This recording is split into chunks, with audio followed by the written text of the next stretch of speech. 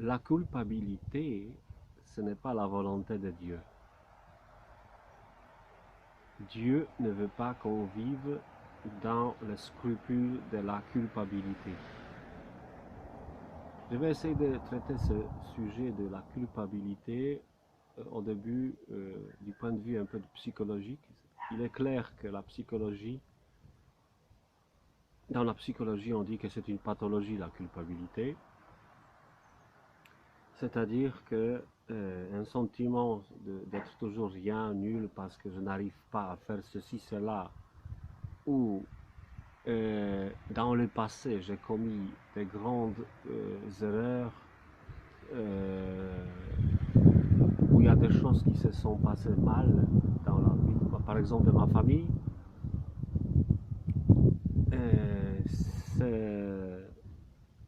c'est tout à fait naturel de ressentir, à cause de ça, de nos incapacités ou à cause des erreurs du passé, de ressentir un sentiment d'auto-accusation de la culpabilité. Parce que les faits se sont réellement passés.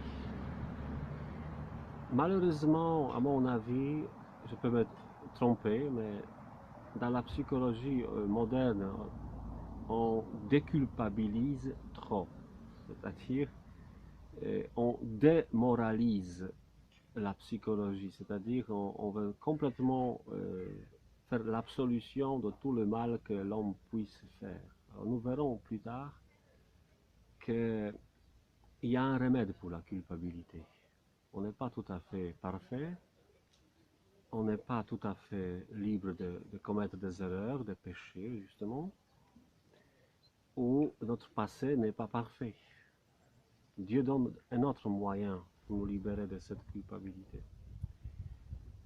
Mais je voudrais vous dire que la plupart du temps, si quelqu'un est rongé, mangé par la culpabilité, il est psychologique mais aussi spirituel, de toujours éloigner ses pensées parce que Dieu ne les fait pas. Je vais essayer d'expliquer pourquoi.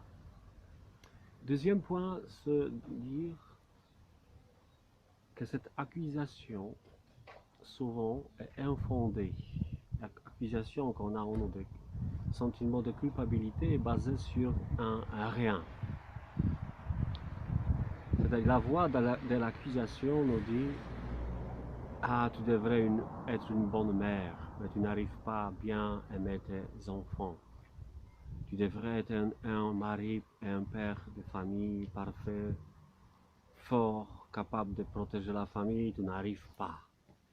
Tu es un enfant qui devrait bien apprendre les cours à l'école et je n'arrive pas, etc., etc., etc. » Mais quel est le remède à ça? Tout simplement de comprendre que l'homme est responsable uniquement de ce qu'il peut faire. On n'est pas responsable de ce qu'on ne peut pas faire. Ce que la vie nous donne comme devoir, comme défi, suffit pour mener une vie complètement accomplie. Parfois je m'inquiète des gens qui parcourent la terre pour sauver les baleines ou les ours blancs alors qu'ils ne sont pas capables de se sauver soi-même. Je suis pour la défense des animaux, mais nous sommes là sur cette planète pour accomplir notre vie là où nous sommes.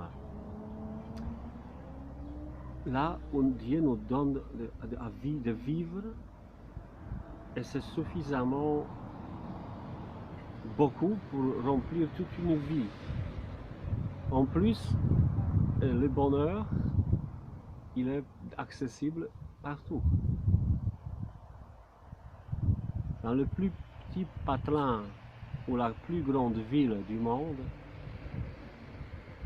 on est chez soi.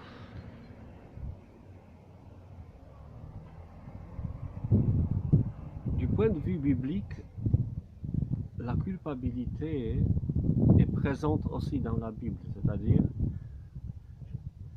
on parle de l'accusateur. En fait, je crois que le Satan, ça signifie probablement l'accusateur. Au niveau de la religion chrétienne, il est facile de s'accuser.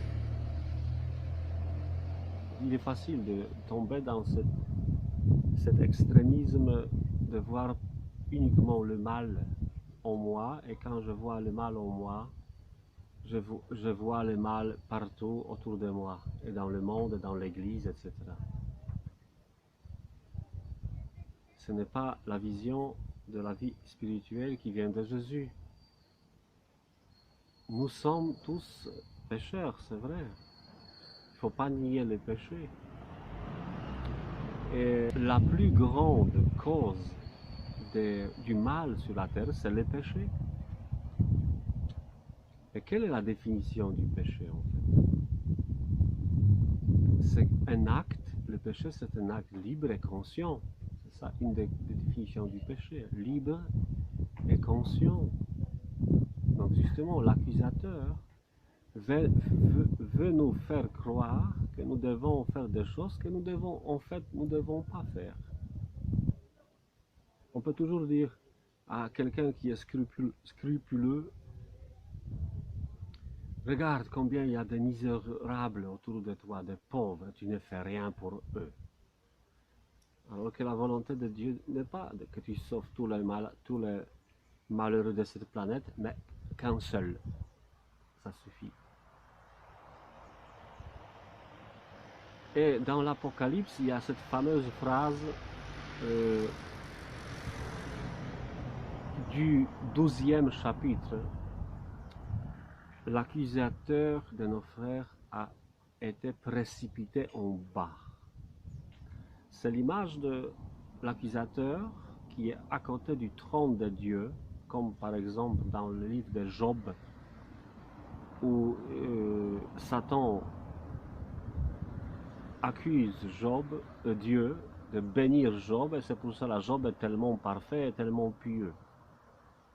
Il y a un accusateur. Et cet accusateur travaille en nous pour nous dire, voilà, tu n'es pas suffisamment saint, tu n'es pas suffisamment parfait, tu ne pries pas suffisamment. Il fait tout pour déséquilibrer. Et c'est pour cela que Dieu dit, il n'y a plus d'accusation. Il n'y a plus d'accusateur. D'ailleurs, l'Esprit Saint qui a envoyé par le Père et le Fils, c'est notre avocat, défenseur devant le tribunal de Dieu. Et s'il y a un accusateur, Dieu envoie un avocat qui est l'Esprit Saint pour dire non, celui-là, celle-là n'est pas coupable. Je le protège. Et pourquoi? C'est comme si on avait oublié que Jésus est mort sur la croix pour nos fautes, pour nos péchés. Il y a aussi les conséquences du péché qui est la punition. Ça c'est un autre sujet, je ne vais pas le développer maintenant. Mais la faute et le péché enlevé et pardonné sur la croix. Donc si quelqu'un va à la confession pour se réconcilier avec Dieu en confession individuelle, il reçoit l'effacement des fautes et des péchés pour retourner à l'état de grâce qui signifie qu'entre moi et Dieu, il n'y a pas de problème. Et c'est détruit. Le péché, la théologie catholique dit que le péché, une fois pardonné dans le sacrement, il n'existe plus. Donc où est la raison de s'accuser? Bien sûr, il y a les conséquences du péché. Et là, la punition qui pèse sur le péché, c'est la justice de Dieu qui le fait. Le mal doit toujours être expié. C'est une bonne occasion. Et quand on est souffrant et quand on souffre socialement, économiquement, physiquement, psychiquement, etc., moralement, d'expier mes péchés par le sacrifice de ma souffrance. C'est pas parce que Dieu veut qu'on souffre, mais parce qu'il y a de bonnes occasions dans la vie pour dire, mon Dieu, j'offre ma souffrance, mes difficultés pour expier mes péchés, réparer les conséquences du mal que j'ai commis. Alors, j'arrive au bout. Quelle est la réponse de la spiritualité chrétienne ou catholique à la culpabilité? C'est surtout pas la culpabilité. Je ne sais pas comment on dit ça en français, mais le sentiment qui remplace la culpabilité, c'est une sorte de regret. Regret ou la contrition. Contrition. Qu'est-ce que c'est? C'est le mélange de deux sentiments, je dirais. D'un côté, je ressens le mal en moi, le mal que j'avais commis des erreurs et des péchés, dont je suis réellement coupable, et ça me fait mal. Mais ce sentiment, cette douleur intérieure, morale ou psychique, ne se traduit pas en autodestruction, parce qu'il y a un autre sentiment qui rencontre cette douleur intérieure, c'est l'amour inconditionnel de Dieu le Père. Parce que quoi qu'on fasse, même avec les péchés les plus graves, mortels comme on dit, nous sommes aimés. Donc c'est un sentiment d'être totalement aimé et pardonné. Donc c'est le fait que Dieu n'est pas seulement justice pour nous faire expier les conséquences du péché, mais c'est un Dieu de miséricorde. C'est un doux sentiment doux d'être pardonné, c'est-à-dire libéré du poids. C'est magnifique ce sentiment. On se sent nul, on se sent vil, on se sent rien, n'importe quoi, et en même temps Dieu arrive et dit, mais tu es mon fils, ma fille bien-aimée. Tu es le diamant sur la couronne qui est sur ma tête. Tu n'as rien à craindre. Tu n'as pas à craindre la damnation. Personne ne t'accuse. Je t'envoie l'Esprit Saint qui, dans la faiblesse, comme dit Saint Paul, exprime en nous ce désir inexprimable de l'amour accompli. Rappelons-nous à la fin cette triple question de Jésus posée à Pierre, Simon-Pierre, après la résurrection, au bord du lac de Tibériade, dans l'évangile de Jean, le 21e chapitre, où Jésus lui pose 3 fois la question, Pierre, est-ce que tu m'aimes? Mais vous savez à qui a posé cette question? À Pierre qui a 3 fois dit, je ne connais pas cet homme-là. Donc Pierre a pu avoir la même raison de se suicider comme Judas Iscariote, parce que lui aussi a régné le Christ. Mais il a pleuré amèrement. Voilà, le sentiment de contrition. Au plus profond de lui, quelque chose est mort. C'est-à-dire, ancien Simon-Pierre est mort. Et cette triple question de Jésus, après le triple reniement de Pierre, c'est justement cette miséricorde de l'amour inconditionnel qui fait que Pierre répond, mais Seigneur, c'est toi qui le sais que je t'aime. C'est-à-dire que l'amour qui est en Pierre envers Jésus, c'est plus son amour à lui. L'amour que Pierre porte pour Jésus, c'est pas l'amour qui est construit, qui est mérité par ses propres efforts, parce qu'il est complètement démoli par son règnement. Et quand il est démoli, c'est-à-dire il est vide, Donc il y a la place pour l'amour de Dieu.